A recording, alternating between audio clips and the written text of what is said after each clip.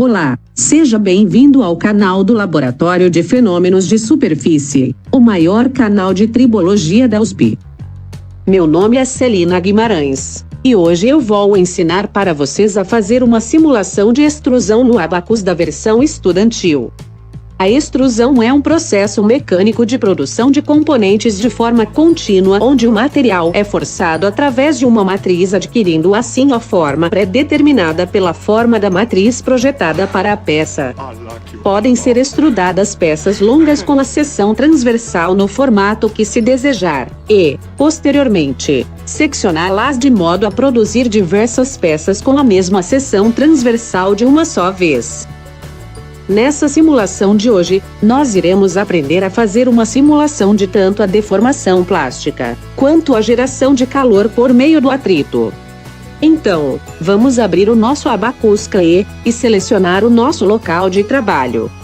Vale salientar que a extrusão é um método muito comum que faz parte do processo produtivo de filmes plásticos, chapas, barras e peças de metal, e até mesmo de alimentos. Basicamente, seu principal componente é a prensa hidráulica, ou extrusora, que irá forçar a passagem do material pela matriz e controlar o curso e a velocidade de extrusão. Lembre-se sempre de salvar o seu arquivo CAE. Agora vamos desenhar a nossa matriz. Usaremos então um esquema de desenho assimétrico para rotacionarmos no próprio eixo, deformável e do tipo Shell. Entretanto, vocês podem usar o tipo bidimensional para posteriormente extrudar no eixo Z. Usaremos a opção de linhas retas, com as unidades no Sistema Internacional de Medidas à base de milímetro. No caso da criação da matriz, caso precisem, vocês podem parar o vídeo para anotar as diferentes medidas que eu estou usando. Porém, tente seguir a ideia geral para os principais pontos onde eu faço as linhas. Usaremos 180 mm na base, 100 mm de distância para o eixo,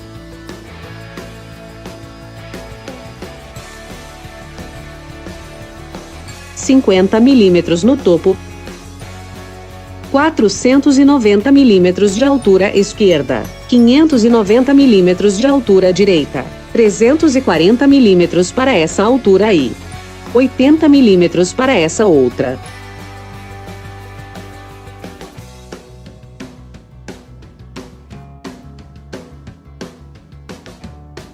E para suavizar a curvatura, usaremos dois raios de 150 mm nessas duas regiões.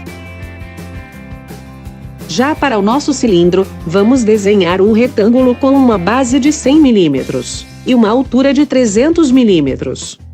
Finalizados os nossos desenhos esquemáticos, iremos criar o nosso material. Nesse caso, eu usarei um nome genérico para o nosso material.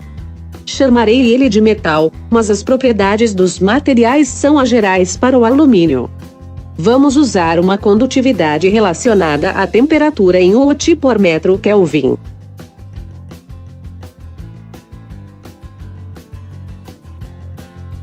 Uma densidade em quilogramas por metro cúbico.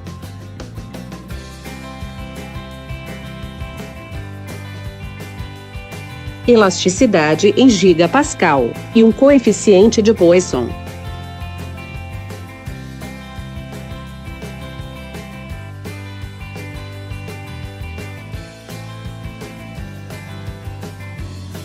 Um coeficiente de expansão em metro por metro Celsius.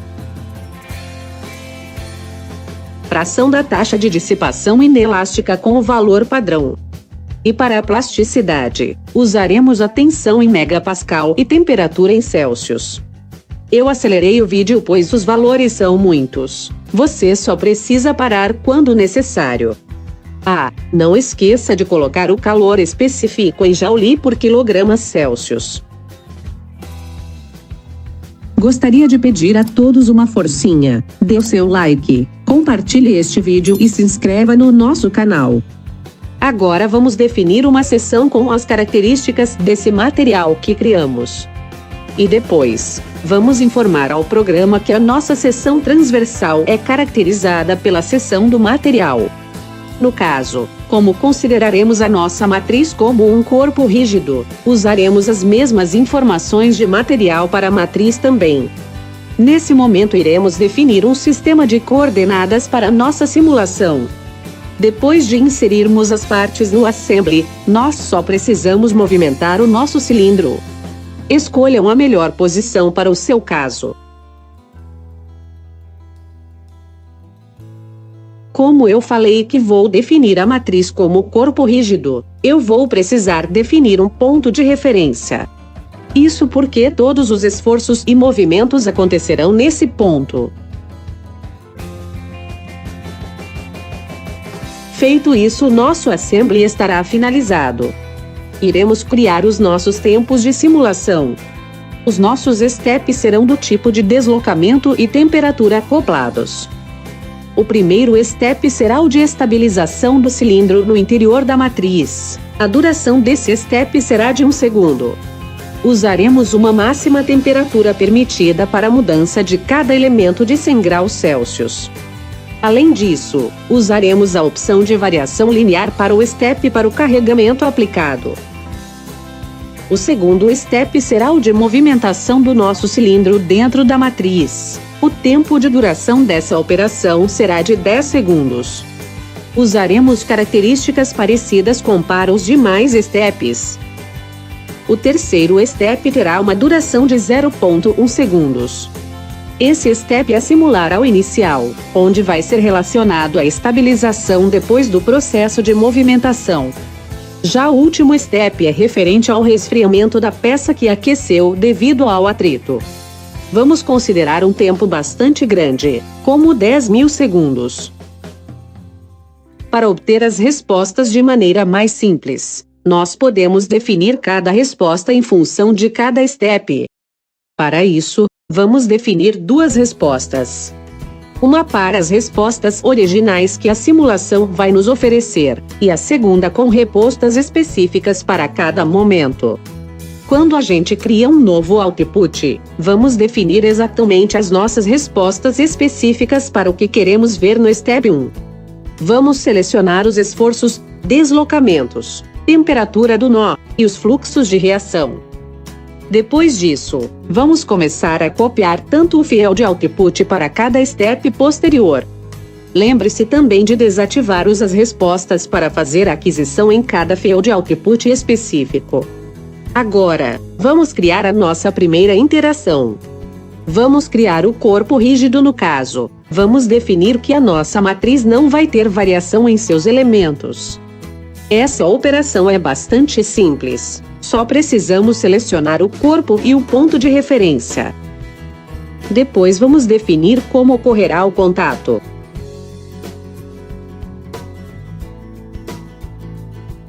Vamos adicionar uma geração de calor tradicional do Abacus e um atrito de Coulomb com coeficiente de 0,1. Criado o contato, podemos então mostrar para o programa como ocorrerá esse contato. No caso, esse atrito vai iniciar no step inicial e vai permanecer até o último step. Precisamos então selecionar as superfícies de contato onde o cilindro e a matriz vão estar em contato. Pelo amor de Deus, é tanto contato que a temperatura vai aumentar bastante. Por fim, vamos dizer para o programa que a nossa peça vai resfriar ao ar livre. Para isso, esse resfriamento vai ocorrer somente no último step, a do tempo bastante longo.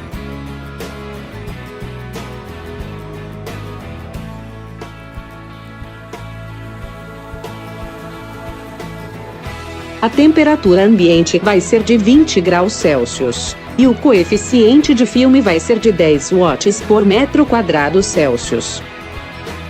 Agora podemos criar os nossos carregamentos. No caso, as nossas condições de contorno. A primeira condição de contorno vai ser a de engaste. Vamos engastar o nosso ponto de referência para que a matriz não se mova. O engaste vai ser definido no step inicial e vai permanecer durante todos os outros tempos. A segunda condição de contorno é a de simetria do cilindro. onde não será permitido o movimento em relação ao eixo X, e liberdade para movimentar no outro eixo. Essa condição é usada durante toda a simulação. A terceira condição vai ser a de estabilização do movimento do cilindro com a matriz. É um movimento bastante pequeno. Vamos colocar um deslocamento de 0,125 mm negativo no eixo Y. Esse movimento só ocorrerá no primeiro step. Portanto, desative para os outros. A quarta condição vai ser semelhante à terceira. Logo, vamos copiar a terceira para o step 2 e alterar o deslocamento desse cilindro. Vamos usar um deslocamento de 350 mm negativos no eixo Y. Para finalizar as condições de contorno, vamos definir as temperaturas iniciais tanto para o cilindro quanto para a matriz. Vamos atribuir o valor de 20 graus Celsius tanto para o cilindro e para a matriz. Agora que finalizamos as condições de contorno tanto relacionadas aos movimentos quanto às temperaturas, podemos então criar a nossa malha. Lembrem-se sempre de salvar o seu modelo. Na nossa matriz, vamos definir uma discretização global de 30 mm. Porém, vamos definir uma discretização mais refinada na região da curva da nossa matriz. Nesse caso, vamos selecionar essa região, e vamos defini-la com 5 mm. Vamos definir o controle da malha, principalmente com o algoritmo com relação à linha axial medial. Por fim, vamos definir o tipo do elemento da nossa simulação. Usaremos o explícito com temperatura e deslocamento acoplado. O elemento C, A, X, 4, R, E. Depois é só criar a malha e ver se precisa de mais algum ajuste. Caso contrário, podemos criar a malha para o nosso cilindro. A maneira que faremos isso é bastante similar ao da matriz. Usaremos uma discretização global de 7 mm. Vamos selecionar o mesmo controle de malha e o mesmo tipo de elemento. Prontinho! Como nós estamos usando a versão estudantil, lembrem-se sempre de conferir a quantidade de nós que estamos usando. Caso a quantidade de nós seja maior do que 1000, vocês devem alterar o tamanho do elemento. Criamos a nossa malha e agora vamos criar o nosso trabalho. Deem o nome do trabalho como vocês preferirem, e depois submetam o modelo para a simulação começar a fritar os neurônios. E nesse instante, chegamos ao melhor momento do seu dia, se brincar da sua vida. É o famoso momento da alegria. O momento da piada. Essa piada é oferecida por Arthur sem H, e lá vai. Um cara metido à besta comprou uma Ferrari e acelerou tudo em uma rodovia. Enquanto dirigia, ele observou uma placa. Devagar, quebra-molas. Não pensando duas vezes, ele acelerou e passou com tudo no quebra-molas. Depois de capotar o carro e juntar os pedaços na estrada, ele com raiva escreveu na placa: rápido também quebra. KKK. Muito boa essa daí. Esse Arthur é muito bom nas piadas. Tá bom. Se você também tem esse dom das piadas, envie a sua para a nossa equipe. Aproveite também para curtir, comentar e compartilhar esse vídeo. Finalizada nossa simulação, vamos abrir os resultados dela. Podemos ver que a nossa simulação deu super certo. Lembram do que eu falei no início do vídeo sobre extrudar ou rotacionar a peça? Pois bem, no meu caso eu vou revolucionar no eixo para auxiliar na minha visualização. Oi, Me. Vamos retirar a malha e visualizar o movimento respectivo. Uau. A primeira opção é a tensão de resposta, mas podemos alterar para a temperatura gerada no processo. É possível constatar que a temperatura no step final vai diminuir para toda a peça. Além disso, podemos gerar as respostas da nossa simulação. No caso, escolhendo um pontual aleatório, é possível observar a variação de temperatura para esse mesmo nó para o passar do tempo total do sistema. Você gerar também o gráfico da tensão e ver a resposta do material do cilindro. Enfim, depois disso, o resto é a purpurina. Vocês podem adicionar um modo de visualização para auxiliar a exibição e identificar o que vocês acharem necessário para usar como respostas no seu processo de fabricação. Podem inclusive selecionar a opção para visualizar as duas imagens simultaneamente em movimento. Fiquem à vontade para mexer no Abacus e se tiverem dúvidas, sugestões ou qualquer comentário, deixem aqui no vídeo.